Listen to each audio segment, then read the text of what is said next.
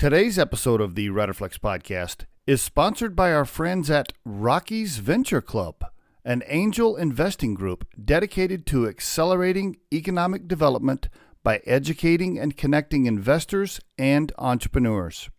Their mission is to advance economic development in the Rocky Mountain region. On today's episode of the Riderflex Podcast, we have guest Brandon T. Adams, an Emmy award-winning producer and host of the TV series Success in Your City, which can be seen on Amazon Prime.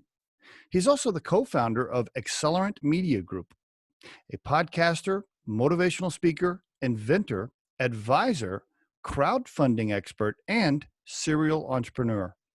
I really enjoyed my conversation with Brandon. I think you will too.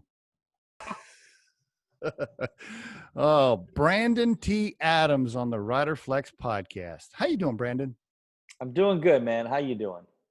Hanging in there. So you're in Minnesota, which I guess this time of year is fine, but you like those winters? I mean, I don't know, bro.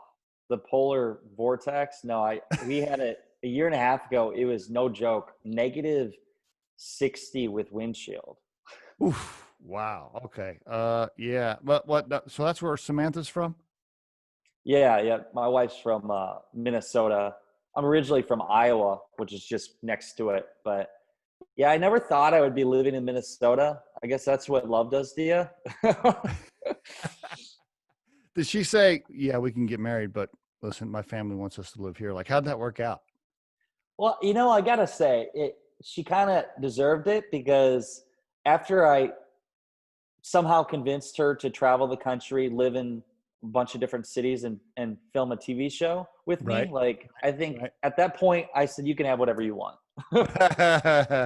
I never would have guessed you would have moved there. I was watching the first episode, and we'll get into the show and everything here as we move along. But I just thought, okay, well, he probably lives like in Hollywood now or LA, like they probably moved out to LA or something. I just assumed that, right? Yeah. But not yet, huh? No, not yet. Okay. I have a lot of friends in LA that keep saying, "Oh, when you gonna come out there?" But I mean, now everything's like shut down, so it's like, well, can't really enjoy the experience there, you know. But it's funny because my friends back home, I'm from Iowa, and my town is Garnavillo, Iowa, and there's 700 people in the town, so it's like a very small town. So you can only imagine when I go home, and everybody knows me, and so my friends joke, and they call me Hollywood.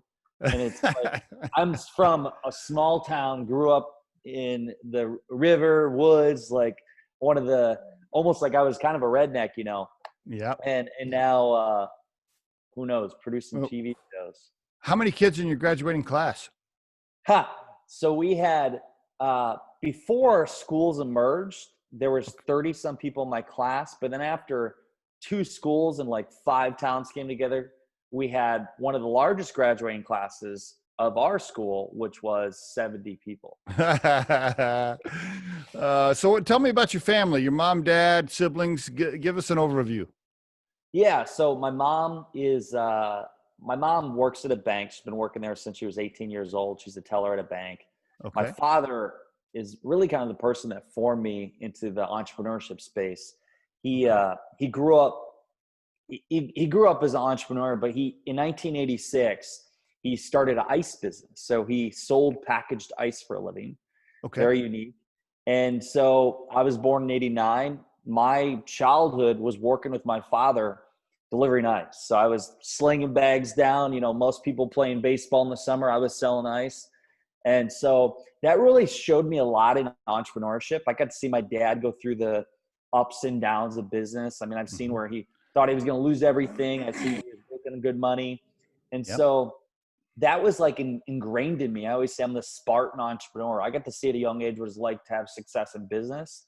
And so that kind of turned me into this guy that liked selling, liked to go and get more customers, how to communicate, relationships. And so that was like my childhood, a family business. Okay. And then I did have a brother and sister that were both older than me. And so I'm the young one of the family, and it's interesting because I got to learn from them. Okay. We all were, but I ended up, I ended up going to college and coming back, and for a short time. So I bought the business for my father. That was like a childhood dream of mine. And I bought it from him in 2014 and then worked in it while starting my other endeavors and in the TV space. So I don't think there's anybody else out there, a TV host and a Iceman. Like that's so unique. But how did that? So yeah. I understand the entrepreneurial bug, and so you got that from your dad. And then I'm guessing in 2014, your dad got old enough to where he's like, okay, yeah, can somebody buy this or take it over so he could like semi-retire? That all makes sense. But I don't. Where'd the TV and the market? Where'd all that come in? Yeah. So it actually, if you look back into it, came from the business. So like in a short way. So I bought the business from my dad, and I had sold it here a year and a half ago. It was, but and that was really kind of came from my experience with the TV show and traveling the country. But when I was in the ice business, I was always determined to grow, and I wanted to do beyond just what was in the ice business, my dad. So I had invented this product called Arctic Stick, and it was a product I wanted to have added to our ice product. So what it was is an invention that you could put into a bottled beverage, keep it colder longer, and it'd be reusable. So made out of polypropylene. I pursued that endeavor, and I spent $100,000, my own money, on it. Got some patents, trademarks. I ended up getting it on Amazon to sell, like the product you can buy today. Okay. But that wasn't like the success. Like I never really recouped that money from that endeavor. Really? But what happened is that endeavor led me to a thing called crowdfunding, raising money. Okay. So on my last leg of funding for my invention, I went to Kickstarter.com, did a Kickstarter campaign, learned from that experience, and I realized, there's a need for somebody to help others raise money. And so I ended up becoming the crowdfunding expert for people. And it just happened to be that I got into the film space because one of the main components of fundraising was the video you create. And so I found out I really enjoyed being in front of the camera, creating these videos. I see. But also, I had an opportunity one day where a guy said, hey, you crowdfund our TV show and I'll make you my co-host. So that was the one opportunity that presented itself that got me into the TV space. And then from there, the rest was history. I see. Okay. Now the Arctic Stick, did you sell that? Was that an entity that you sold or you still have ownership? No, it just kind of fizzled. Like you can still buy the product today. And some of my friends still like say, oh, that was the dumbest thing you ever did, but it was actually the smartest thing I did because I didn't make that 100,000 investment back from the invention, but I'll tell you that doing that invention led me to other endeavors that made me a lot more money back. Gotcha. Well, if you can buy it today, what is it, like leftover product in a warehouse somewhere? It's sitting in an Amazon fulfillment center. It's I see. But that was the doorway into all of these other things. Okay. Yeah. So that's where it started. Okay. So this guy calls you out of the blue. Like some guy calls you and says, hey, you help me with this crowdfunding and I'm going to make you the co-host. Were you like, talk to me about that. Yeah, it went a little different. So I, in 2015, and how I initially got connected with Gabriel Glenn, how I got on the show is Gabe. I had told him had this idea to create this big event in Iowa because I was living in Des Moines, Iowa at the time, and it was an event for young entrepreneurs. And my first year, we had over 500 people there. It was pretty successful, and one of the last sponsors that came in was this guy from Florida. His name was Greg Roulette. And he came in, sponsored our event, and he heard me speak on stage about crowdfunding. And so what happened is he got me aside. He's like, hey, man, I mean, there's more to the story. So, hey, man, he's like, I got this show in Florida. How about you fly down? We'll film a masterclass in crowdfunding. You can make some money. And, we'll do a masterclass. Well, most people, I had in the back of my mind, like, he's not paying my way. Like, I got to pay to get there. I got to do all this stuff. Exactly. But I had trained my mind. I always trained it. If my mind says something, laziness, like I would say, screw it, I'm going to do it. Okay. So I went to Florida, did the masterclass, but little did I know, he really wanted to pitch me on doing a TV show. So I got down to the master class. He's like, hey, I got this pilot of this show. Here's the concept. What if you help me crowdfund it? I will make you my co-host, and we'll film this show called Ambitious Adventures, and we'll travel the country interviewing young entrepreneurs. And you'll get paid if we make money on it. Yeah, there was really no payment part of it. I mean, maybe. Gotcha. But that, for me, I was sold on I could have a show with somebody. And so I was all in. Like, I didn't even question it. From the day I said yes, 60 days later, we launched our campaign. We raised about 53 grand in 28 days. At the end of the campaign, 28 days later, this is like July 28th or something.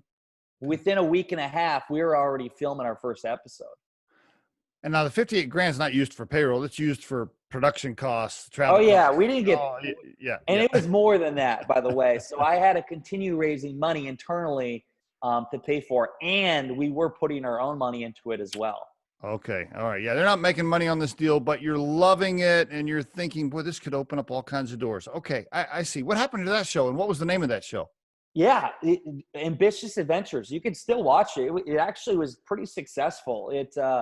We got an Emmy nomination. That was when I first found out what Emmys were. I got an Emmy nomination for the Hollywood episode. Some names on there that you guys probably know, like Jack Canfield, who wrote Chicken Soup for the Soul. Okay. We had Kevin Harrington on it. We had Lewis Howes and some other people.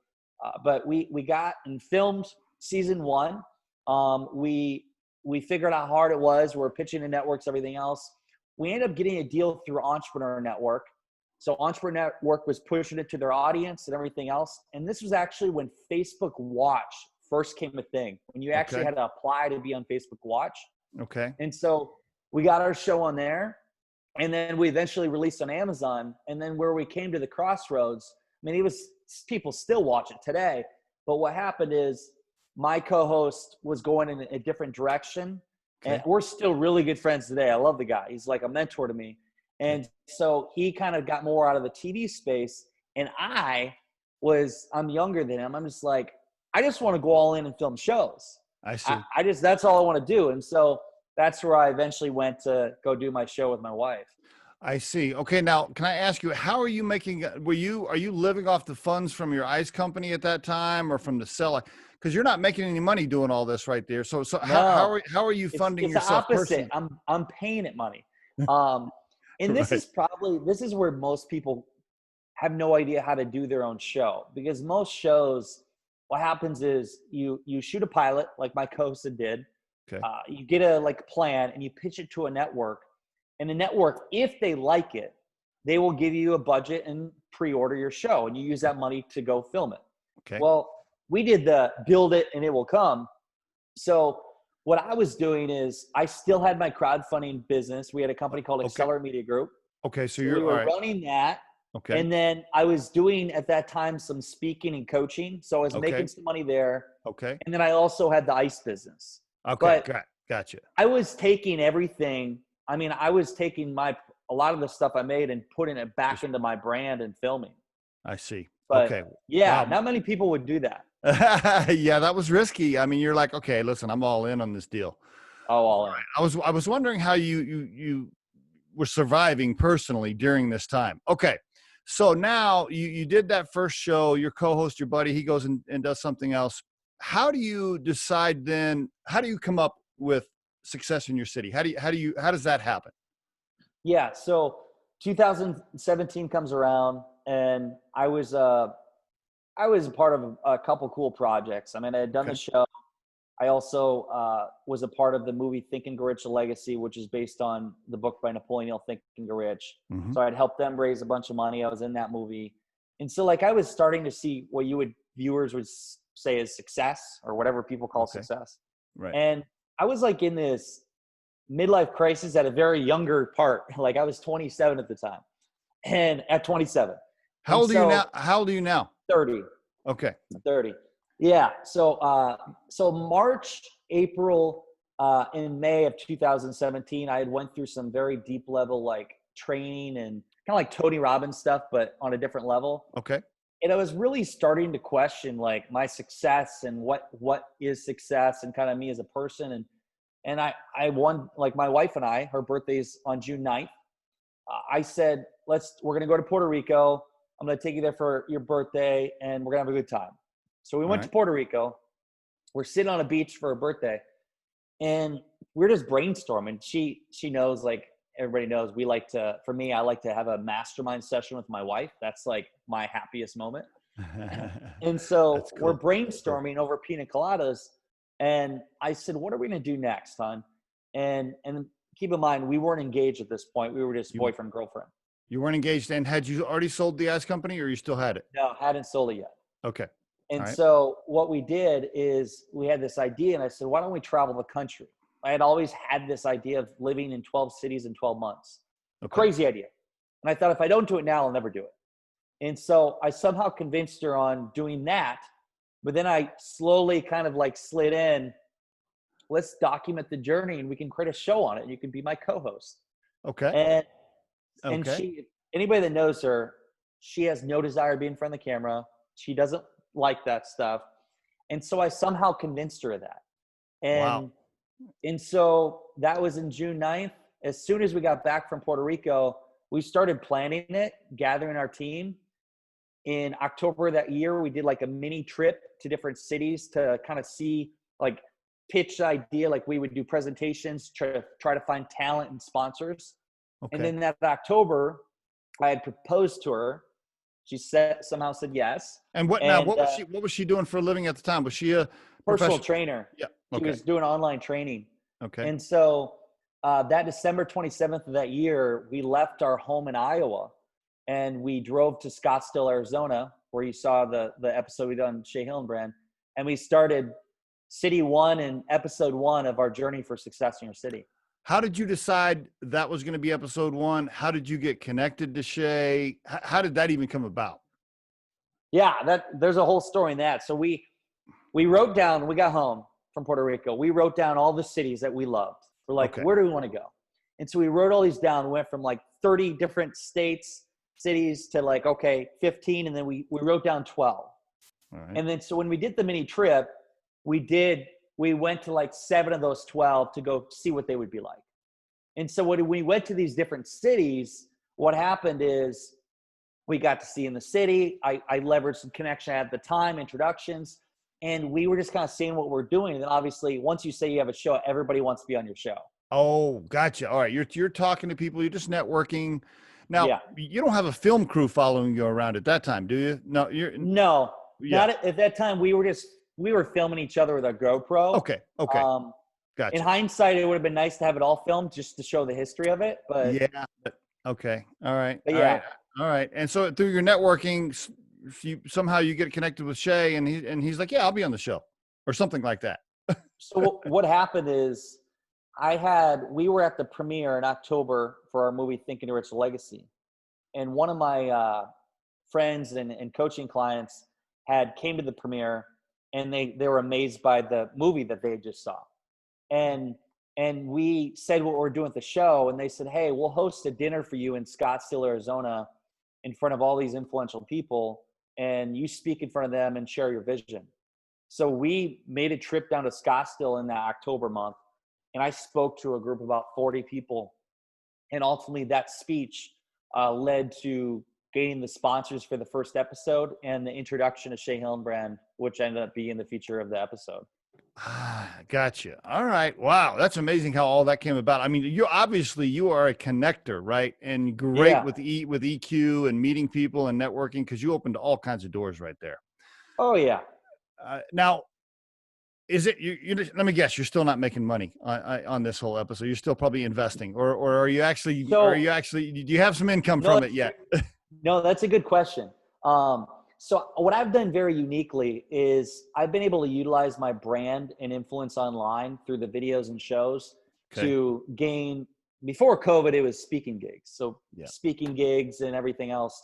But I advise 6 companies right now. Okay. So I advise companies that pay a retainer, and then also I get stock in the company.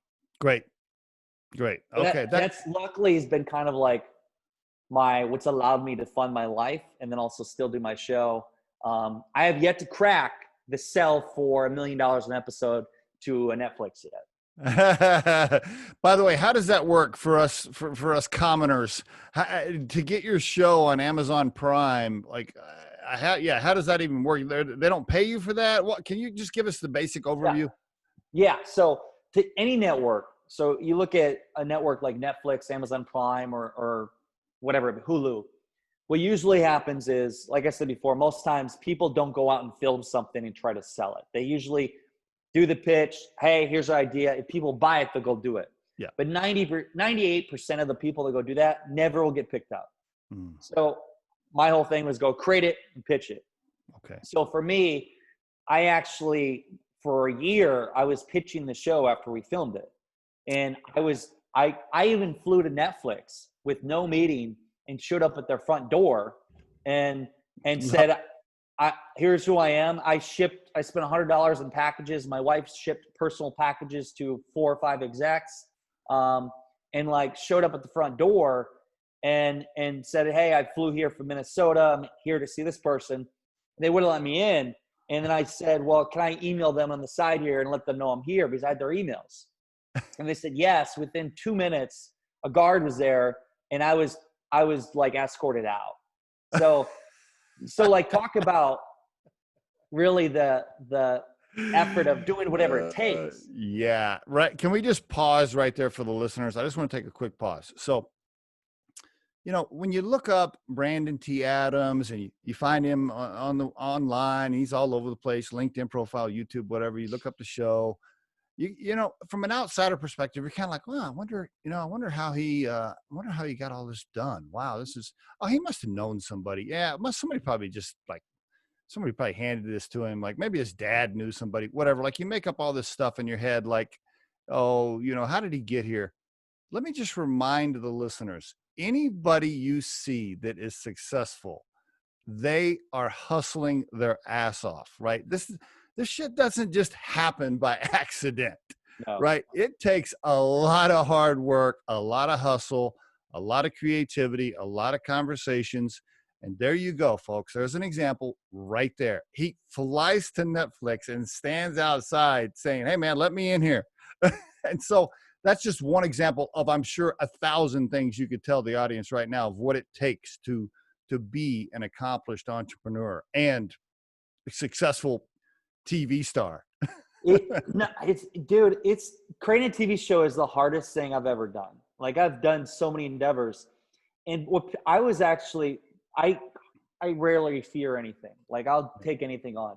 When I was on the airplane flying there to Los Gatos, where I went to the location, like I thought to myself, like, oh shit, am I actually doing this? And then once I got escorted out, I didn't document on camera going in because that would be disrespectful. Yeah. But before I went in, on my Instagram story on social media, I did a video. And then when I came out, I did a video. And what happened is so many people saw that. They would share it all over social media. And so I was getting positive and negative feedback. It got shared to a group of like an acting group. And I had haters. I started questioning if what I did was right, because they said, you're blackballed. You're never going to make it in the industry. You're effed. Like, everybody knows you now and they're not going to even take you seriously. And so I started thinking, I was starting to believe them. I'm like, did I make a mistake?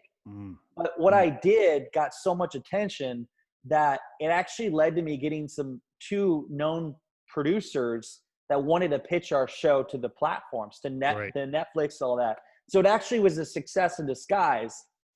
But what happened, now this is a lesson, like you guys are getting a full out understanding of the TV show industry, is I had 2 different people that rep me.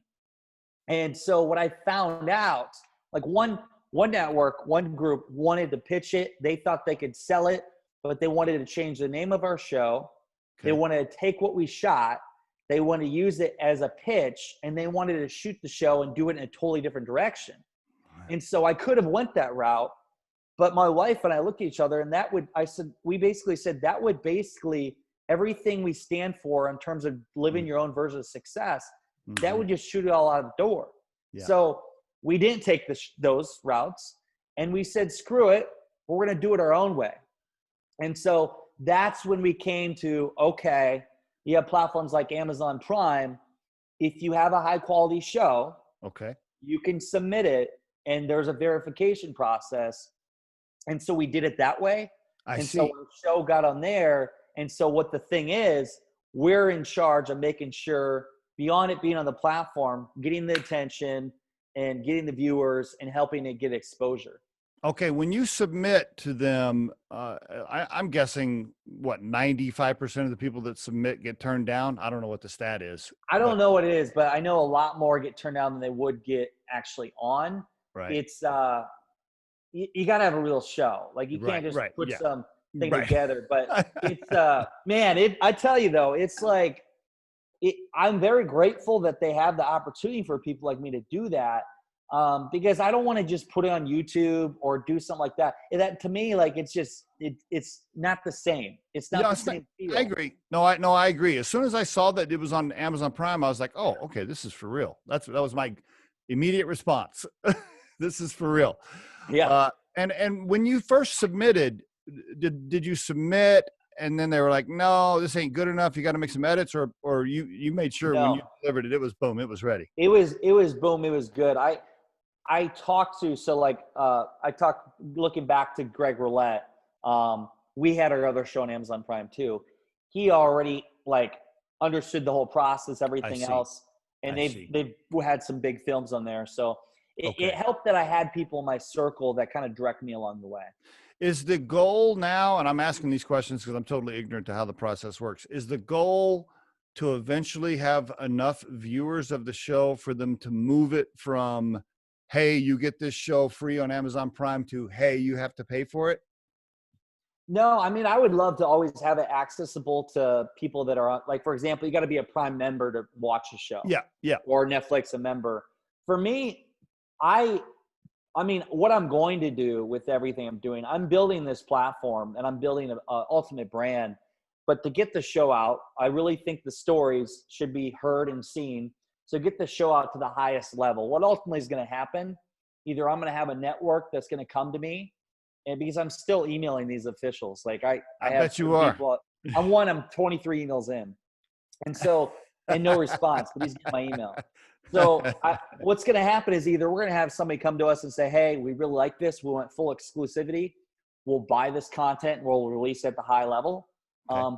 Or what's going to happen is I'm going to continue just building my own network, getting it out there.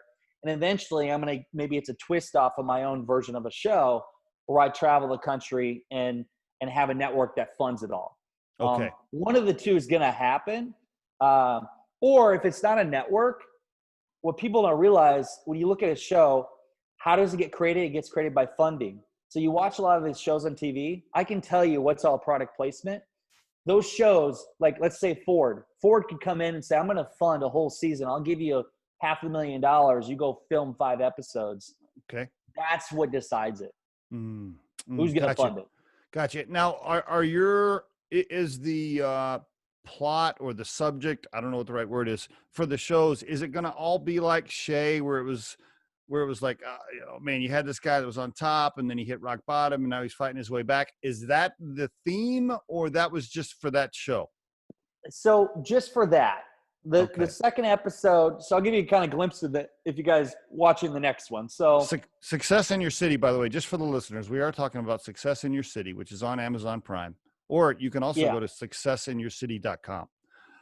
So go ahead. The second episode features a real estate team that started out of a closet literally and went from, in 2007, did over 2 million in sales, to going in 2019 doing 52 million in sales. And so it starts how they started from nothing and made it to the top, and now how they're giving back.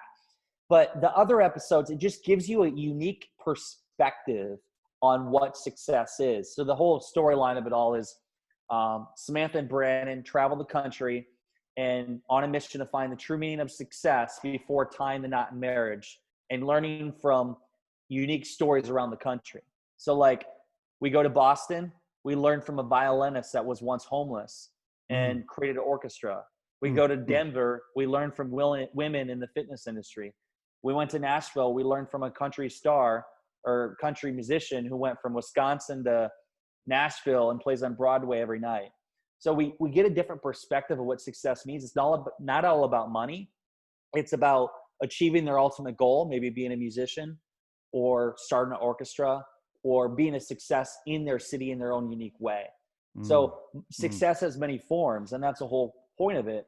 It's not just money, power, and fame. Like people think of it that success is what you make it, whether it is making a lot of money or it's becoming a TV show host or becoming a guy that creates an app and it becomes sold, or maybe you want to be a mother in Iowa that wants to have 3 kids and be the best damn mother you want to be. How do you find you are a success if you go after what makes sense to you. So many people are living off of what society, social media. You're right. Isn't that so true? And by the way, it's great that you have that outlook this early in life. I mean, you're only 30 years old and you already understand that success isn't just about money. Yeah. In fact, millennials in general, I think, have a better grasp of that than a lot of other generations, right? A lot of times they're like, hey, listen, as long as I'm happy and I get to do the things I want to do, I don't have to, be a millionaire. So let me ask you, how do you find the story? How do you find the people? Do you throw out a net and say, we're doing a show, and if you have an interesting story, call us? How do you get the subjects and the people? I was doing casting. I was on Zoom calls with people, Skype calls, interviewing people. There was times where I just posted on social media, do you know any unique stories we can feature in this city? I see. So everybody wants to get seen on a show. So I would get these ideas, these stories. I would do the casting. I would listen to them. But also I utilized my network of people. So I knew some very interesting people. Okay. And so I said, hey, here's what I'm looking for. And that ultimately led to finding the right stories. And those people that we featured, they helped us kind of tour the city. So like when we were in Boston, I had never been to Boston, Massachusetts before. Okay. But the person we featured knew the city in and out. So when we went to Boston, this is no shit. We got there on, I think, May 1st it was of 2018. We left by May 31st. And from that time we got there, we had to find the scenes. We had to plan it all out, fly in our crew, film it, and leave. We did everything, and to find a place to live during like graduation month. So we literally pulled it off in 31 days. Wow. Do you outsource the production crew? Like, is there like a third-party service? You're like, hey guys, come on. How does that work? Yeah. So I have a production company called Accelerant Media Group, but I also, who I filmed my last show with, Bella Visuals. So I had a company that I already trusted, knew, and he was my director. And I said, here's the deal. I got some of my crew. You got your team. Let's come together. You take lead as director. I'm the host. And I'll let you kind of take control of the cinematography and filming. And so. Okay. Are you in charge? Am I in charge? Well, I mean, I don't know how this works. I see all the executive producers. There's like 20 of them, and then there's associate producers. Ultimately, I'm in charge. Yeah. Oh, okay. That's what I want to know. So my wife and I are technically the owners, the people in charge. The executive producers, so like Kevin Harrington and Jeff Hoffman. I saw that. They are like our mentors and guidance. And then the director obviously has a good say in everything, and he gives us kind of like where the story should go. I have trust in him to determine that. At the end of the day, the final decision makers are us. Okay. I was wondering about that when I saw some of the other names on there. I thought, I wonder if he's captain on this deal at the end of the day. Okay. Yeah. Okay. All right. Very good. Now, are all those executive producers putting in money too? So that's a unique thing. So most executive you have very good questions, by the way.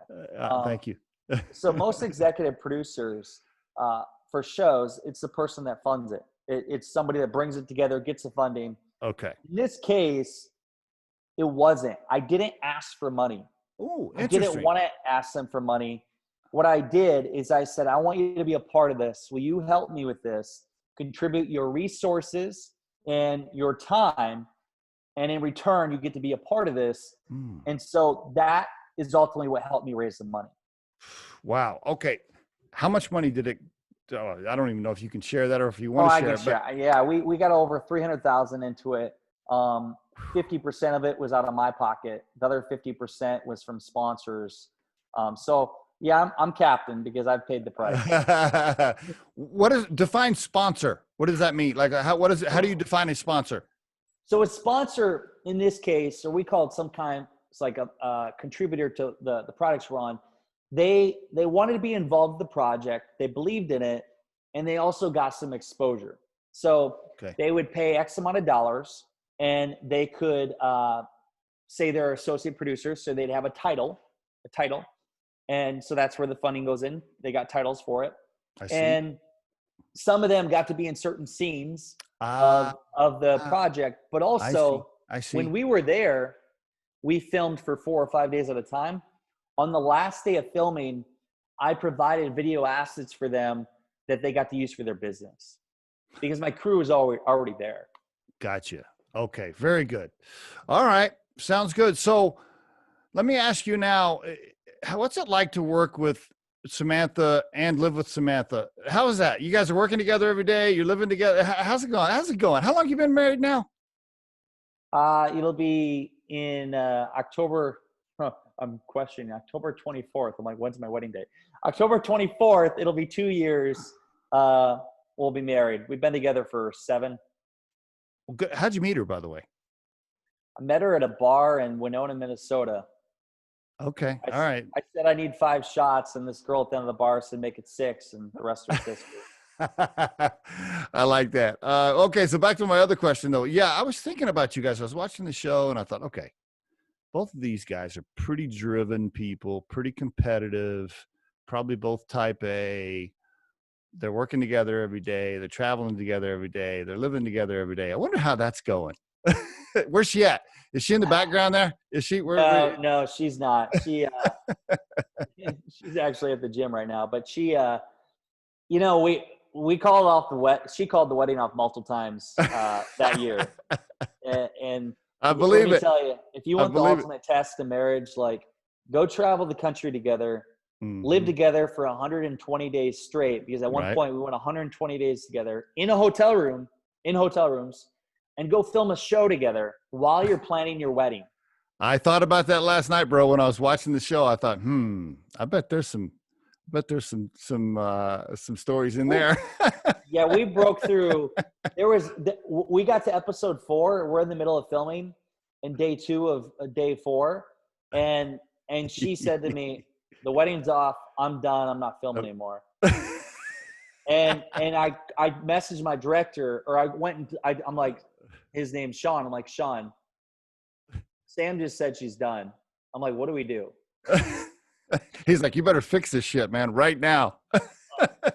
I mean, she came back and she did it, obviously, but it's so good. So a lot of our listeners, Brandon, they are either early executives looking for advice, maybe CEO advice, captain advice, if you will, or they are entrepreneurs. They've started a business, or maybe they want to start a business. So a lot of executive / entrepreneurial type listeners for the show. If there's somebody out there thinking, boy, I want to start, let's just loop it all into entertainment, whether it's a podcast, I don't know, a video cast, they want to do a show, anything like that at all. If they're thinking about wanting to do something, I know you could give them 3 hours worth of advice here. Yeah. I mean, give me a couple of things. Go ahead. I think the biggest thing is your dream team. The thing that we did that was very smart, because this is a kid that wasn't like grew up in Hollywood and had all these Steven Spielberg, I didn't have that background. And so what I did is I went to some very influential people in the space and kind of outside the space. And I said, here's my vision. I had already built up a track record in my own way. I said, here's my vision. Here's what I want to do. Would you like to be a part of the opportunity? So I found the key players and individuals to be on my team, the executive producers, the director, my wife, who is very good looking. And I found these people. And so because of that, that is what attracted us to be able to achieve the success we did. If you're an executive, you better be careful. Make sure you hire the right people and surround yourself with the right people, because if you don't, it will literally determine from you succeeding and thriving or you failing. You get the wrong people on your team, it'll end everything. So for me, I was very lucky to find the right team. And if you want to go, whether it's producing a show or whatever it is you do, make sure you have the right people involved. Excellent advice, my friend. How about raising cash? You are somewhat of an expert there. Just a little bit. I know you could give like a 3-hour answer, but just a couple of little. Somebody's like, man, I got this idea. I want to make this Arctic stick. I need some cash. There's all these different places you can go to, raise money. What would you tell them?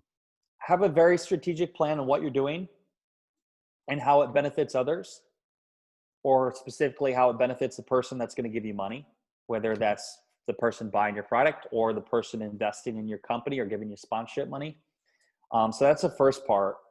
Give them a unique experience that's beyond just the value they get from their investment. What's unique experience they can get? Because some people will buy into an experience, show that value, and then follow through. Like you follow through. It's like people talk all day. Talk is nothing. Do the shit you say you're going to do. And that's easier said than done. Yes. I just did a podcast episode on that. Just try doing what you said, right? The words coming out of your mouth. By the way, that's all the way down to, hey, I will call you tomorrow morning. Hey, I'll send you that tomorrow afternoon. Just anything coming out of your mouth, just do it. I mean, you'd be amazed how successful you I get let down by people that say things, but they don't do them. We could do another 2 hours on that topic, by the way. That drives me nuts. Okay. What platform, by the way, do you recommend, or do you want to mention a specific one to raise cash, or does it matter? I don't know. Yeah, I guess. You mean in terms of fundraising for the show, or where to put the show? No. For like, if you wanted to raise cash, like GoFundMe or whatever. I know there's all these different things. So, I mean, I've personally raised money for a show on Kickstarter.com. Okay. I've also did the largest docudrama in history on Indiegogo for our movie.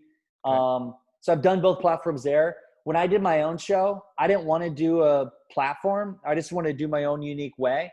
Okay. So then I internally crowdfunded by providing value, experiences, and involvement. And so you pick.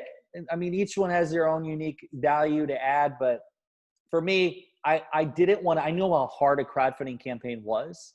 And when you have a time like, hey, from here to there, I just was always fundraising all the time. And I didn't want one campaign that if, let's say, it didn't hit the big goal, to be seen as a complete failure that would hurt my reputation for moving forward with the show. Okay, really good advice.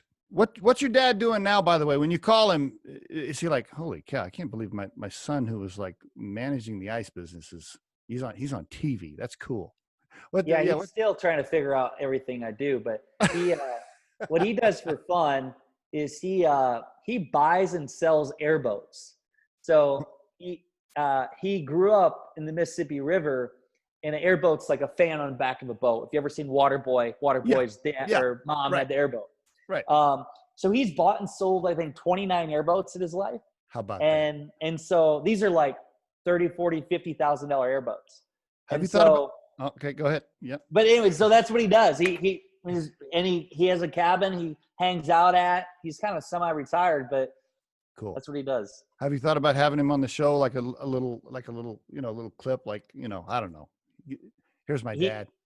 So he's in part of the final episode. Oh, he is? Cool. Very cool. Yeah. All right. One thing I think everybody should do, by the way, is if your father is still alive, anybody listening, go and interview your father. Mm-hmm. And if you want some interview questions, Brendan Bouchard has a thing that says questions you should ask your father or mother before they die in an interview. And I interviewed him on my show 3 years ago, one of the most listened to shows, but it is for yourself, probably one of the greatest things you can do. And for your mother or father, I'll tell you, it made me realize things about my father that I didn't realize before. And it actually made me realize why I do the things that I do. That's good stuff, Brandon. I appreciate you sharing that. By the way, my mom was a bank teller her entire life too. We got that in common. Oh, wow. Yeah, look at that. Yeah. She worked at the same bank for like 30 years. Yeah. That's crazy. Same thing. Two final questions here. If you could do anything differently coming out of college, maybe you could dial it back 9 years now.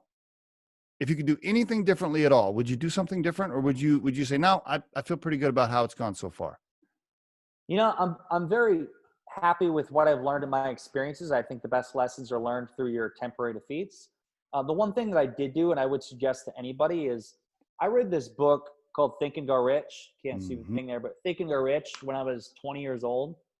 And that was that's the Bible I live my life off of. I mean, that is literally my college degree. Anything I learned in college, that book. So read that book. And I guess the sum up the takeaways is, for one, figure out what you want in life. Once you figure what you want out, build a solid plan around it and surround yourself with people that will help you get there. And then the biggest thing is don't quit. Like, I've been challenged so many times to quit for doing our show, but I just knew that I was going to do it. When I say I'm going to do something, I do it. And yes, there was a lot of heartache along the way, but I was committed to what I was going to do. So go read the book, Think and Go Rich, and that will give you 13 principles that will lead you to your success. Well, one more question here. If you had to define your core purpose in life, Yeah. and you had to put that core purpose into a sentence or two, what would it sound like?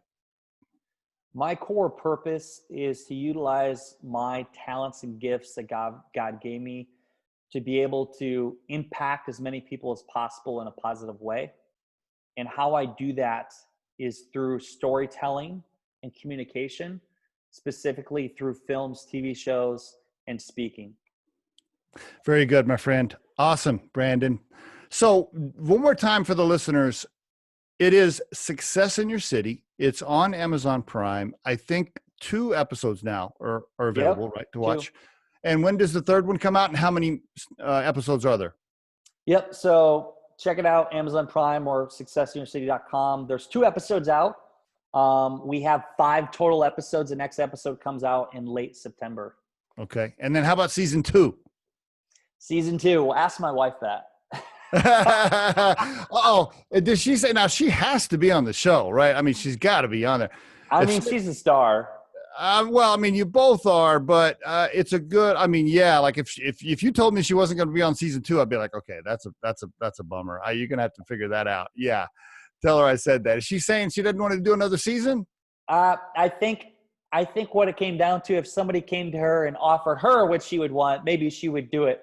But she went the first year with us doing it, not getting paid, so she didn't like that. Well, no, she's great on the show, but really, I think people are fascinated by the story, the personal story, the personal struggles and triumphs. They really are. Whatever it is, whether it's Shay's story or anybody, and it's the same for our podcast here on Riderflex. Our most listened to episodes are the ones where people are talking about, hey, right in here, I was out of money and I thought my car was going to be repossessed. And then over here, I closed the deal and we finally got, they want to know that. I think people are fascinated by the personal ups and downs of life. And so I think that I'm confident that what you're doing will continue to be successful and be watched. I mean, even my own wife's reaction to watching the first episode, she was definitely drawn in, and I was too, because you're like, oh man, so what happened to Shay? Like what? What? He was sleeping in a van, huh? Holy cow. Okay. And I think people, they're intrigued by that. And so if you keep telling those good stories, you're going to have another season, whether Sam's on there or not. I want her to be on the show, but let me give you before we go, because I think they need to hear this. When we went to Austin, Texas, and this, I mean, if you guys want to read about it, you can read it in our book. We tell it all. Okay. But when we went to Austin, Texas, we left Scottsdale. We had all the success. The table turned when we drove to Austin, because what happened is we ran out of funding, but also I had a business that I was in the process of buying out a business partner. Okay. I had let's just say when it rains, it pours. While in Austin in a hotel room, I almost lost everything. I was for about a week straight, I was negative in my bank account, and I thought I was going to have to file bankruptcy. While you were filming the show? This is while you were filming the show? This was in the middle, before, like a few weeks before we started filming the second episode. Wow. But I was on my last credit card, and our relationship was at a depth. Like, my wife was depressed. I didn't know what I was going to do. I thought it was crazy. Literally, like a few days after that lowest moment, I had a deal go through that made me more in that deal than I had made in the whole previous year. And all of a sudden I was back in the game. I will tell you that you're going to be challenged. If you're going on to create a show or doing anything like a known accomplishment, I will tell you, you're going to be challenged beyond your depths, and you're going to be facing adversity. And my advice is, if you just keep going, there's light at the end of the tunnel. And I found that out when we experienced that in Texas. Awesome. Awesome, Brandon. Thank you so much for being on the Riderflex Podcast. Thank you. I appreciate coming on. The Riderflex Podcast features entrepreneurs, business executives, and the stories behind how they got there, as well as daily tips on career advice and job interviews. Our show can be heard just about anywhere these days, but you can visit riderflex.com and click on the podcast page to hear all the previous episodes and learn more about the recruiting and consulting services we provide. Contact us at the email address info@riderflex.com or 888-964-5876. Thanks so much for listening, and if you enjoy our show, please be sure to subscribe to our channel and like the episodes.